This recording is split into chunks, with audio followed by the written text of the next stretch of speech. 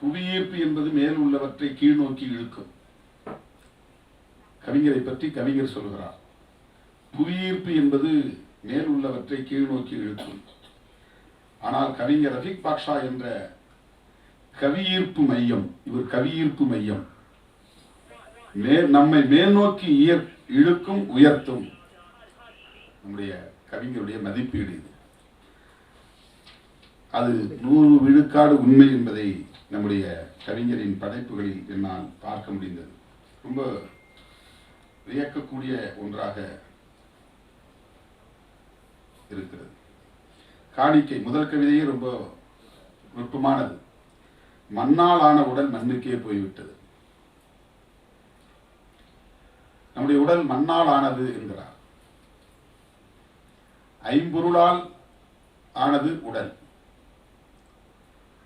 தண்ணீரும் இருக்கிறது உடலிலே, காற்றும் இருக்கிறது உடலிலே, நெருப்பும் இருக்கிறது உடலிலே,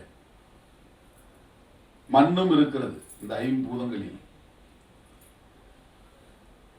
அண்டவெளி என்கிற பரந்த வெளி, ஆகாயம் என்கிற ஆகாயமும் நம்முடைய உடலில், மனிதனில் இருக்கிறது.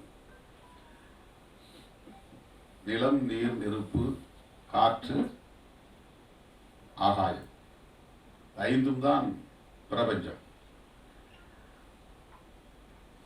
இந்த ஐந்தில் மண் என்பது ரொம்ப முக்கியமானது. நிலம். மிச்சம் உள்ள 4ம் பிரபஞ்சத்தில் எங்கும் இருப்பது. கோள்களில் எங்கும் இருப்பது. காற்று பிரபஞ்சம் முழுவதும் நிறைந்திருக்கிறது. நீரும் ஆங்காங்கே இருக்கிறது.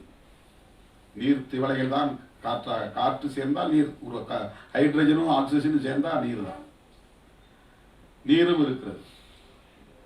ஆனால் மண் இருக்கிற இடம் பூமி, இந்த பூலோகம் மட்டும்தான். அங்குதான் உயிரினங்கள் மட்டும், மண்ணில் மட்டும்தான் உயிரினம் மனிதன் உட்பட தோன்ற முடிகிறது.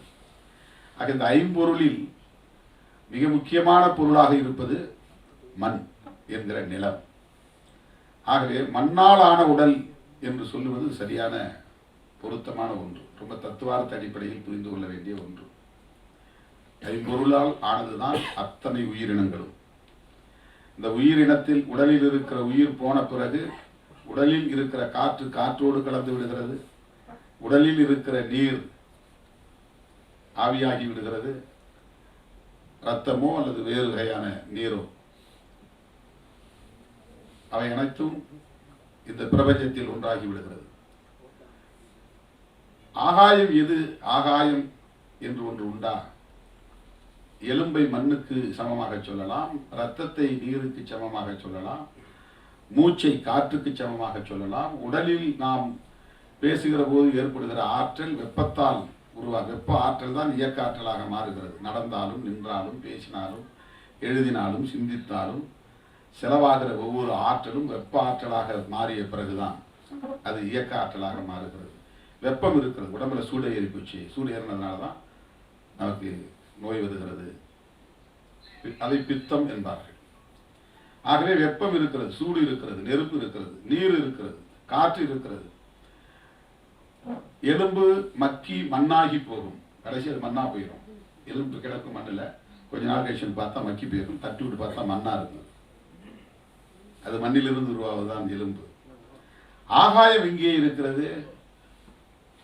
ஐம்பொருளிலே ஆகாயம் மனிதனில் எங்கே இருக்கிறது? ஆகாயம் என்பது மனம். ஆகாயம் அது அதற்கு உருவம் கிடையாது. அது ஒரு வெளி, புலன்களால் உணரப்படுகிற ஒரு புலன் அது. ஆகவே மனிதன் 5 பஞ்சபூதங்களால் ஆனவன் தான்.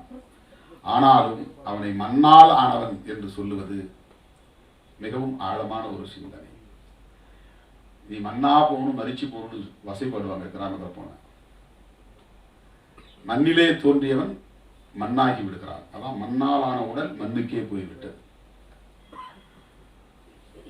மண்ணிலிருந்துதான் இனிப்பு, மண்ணிலிருந்துதான் கசப்பு, மண்ணிலிருந்துதான் புளிப்பு, மண்ணிலிருந்துதான் அனைத்தும்.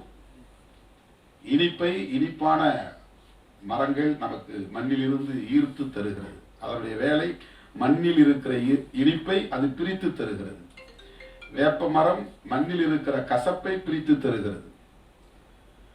புளிய மரம் மண்ணில் இருக்கிற புளிப்பை மட்டும் பிரித்து வடிகட்டி நமக்கு தருகிறது. அனைத்தும் மண்ணில் தான் இருக்கிறது. எல்லா உயிர்களும் மண்ணில் தான் தோன்றுகிறது.